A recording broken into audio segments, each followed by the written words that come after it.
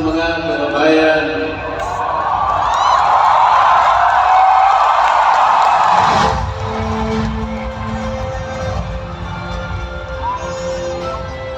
walang sapat na salita ang pwede kong kasi upang ihatid ko sa inyo ang taus-pusong pagtanaw ng utang na loob sa inyong pagpakaunlak upang dumalo sa pagtitipong ito.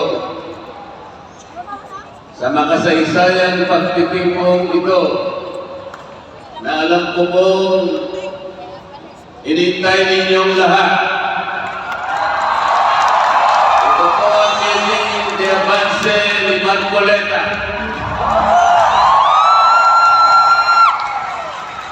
Mga kababayan, ang ating pong bansa ay tumatahak ngayon sa isang sanandaan pampolitika.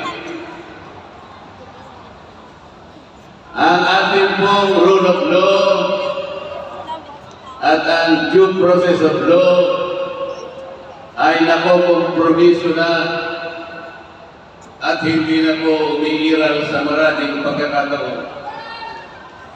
Marahil naaalala pa ninyo sa umpisa ng taong ito, halos 4 na buwan na nakararaan, isang malaking bahagi ng ating sambayanan ang gumawa ng isang tahimik na pagkilos upang hilingin sa ating mga namiminuno na hanapin natin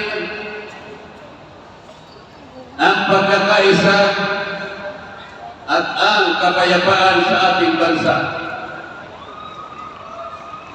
Ang malaking bahagi ng pagkilos na yun ay nagpahayag ng kanilang saloobin na napakalaki ng problemang inaharap ng ating bansa. At ipinakiusap nila isanatinig ang adhikain ng maraming Pilipino na huwag na sanang ituloy ang impeachment sapagkat ito ay magbubunga lamang ng pagkahabahagi ng ating mga mamamayan at ng ating mga pinuno. Nakakalungkot po sapagkat halos isang buwan lang pagkatapos ng pagpiling na yun, pagkatapos ng pagkilos na yun, ang House of Representatives mismo ang namuno upang i-impeach ang Vice President. Sa mga tuwing mga kababayan, hindi po nila pinakinggan, hindi po nila binigyan ng pansin o paggalang ang maramihang pagkilos na yun, ang humihiling ng kapayapaan at pagkakaisa. Kaya po ang nagiging bunga ngayon, mga kababayan, lalo kong lumutha ang pagkakabahagi ng ating mga mamamayan. Hindi lamang po yun, lalong lumutha ang pagkabuhayan ng ating bansa. Sa marami pong lugar na aking pinuntahan, halos lahat po ay nagsasabi na napakahirap ng kanilang kalagayan. Totoo po yun sapagkat sa ngayon, ang presyo ng pangunahing bilihin, lalong-lalo na po ang pagkain ay hindi na halos maabot ng kinikita ng pangkaraniwang manggagawa. Ang totoo po, sa survey na lumabas noong nakaraang buwan, ang nagsasabi na 27% ng ating mga mamamayan ngayon ang nakakaranas ng gutom. Kung tawagin po nila ay involuntary hunger. Ibig sabihin po niyan, kahit gusto nilang kumain, wala silang makain. 27%. Masyadong mataas po ang bilang na yon. Ang ibig sabihin nun, halos 38 million Filipinos ang nakakaramdam ng gutom. Ito po dapat ang bigyan diin. Ito po dapat ang unahin ng ating pamahalaan. Ngunit ang nangyari po, dahil nga sa pagkakawatak-watak natin, napakahirap ngayon ng kalagayan ng ating bansa. Ang ating pong national debt ngayon ay umabot na ng 16 na trilyong piso.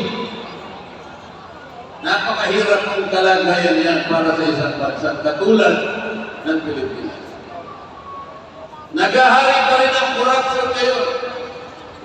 Dahil nga po, sa hindi pag-iral sa maraming pagkakataon ng rule of law at ng bureaucracy. Paano natin mapapalakas po ngayon yung ating law enforcement? Paano po ngayon yung monitoring? Paano po ngayon yung oversight function na sana'y napapantayan ang pagpapatupad ng maraming batas sa ating bansa? Wala na po. Halos 30% po ng pera ng kababayan ang pumupunta sa bulsa ng Pilipinas. Ganito na po ang kaawa-awang kalagayan ng ating pamahalaan. Nasasakripisyo po ngayon, pati po yung serbisyong pampubliko.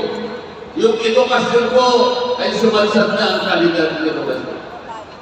Pati ang ating public safety, pati ang public health ay naharap sa isang napakalaking problema. Dahil po sa corruption. Ang ginagawa po ngayon ng mga pinuno ng ating bayan, siguro po kayo ay mga witnesses na rin. Kayo pong nakakakita kung anong ginagawa nila. Nagbibigay na lamang sila ng ayuda. 5 klase po ngayon ang ayuda ay binibigay sa mga kababayan natin. 5 klase po. Ang una po yung 4Ps.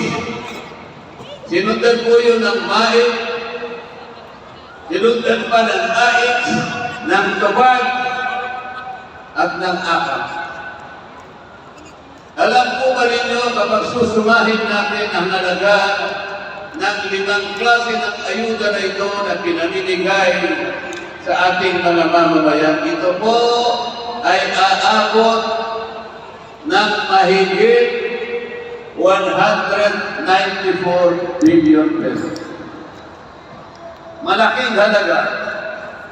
Sa halagang ito, ang dapat pong mabiyayaan, dapat matulungan ay hindi bababa sa 27 milyon na Pilipinong may hirap.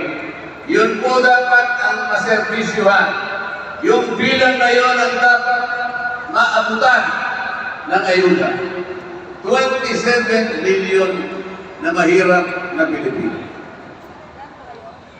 Ilan po kaya sa mga kababayan natin ngayon na nakakatipon ang magsasabing kayo man ay nabigyan ng ayuda? Kayo po ba lahat ay nabigyan ng ayuda? Sa dami po ba ninyong yan ay wala man lang isang nabigyan ng ayuda? Maaring tama po kayo sapagkat sa pagtaya ko, sa sarili kong pagtaya,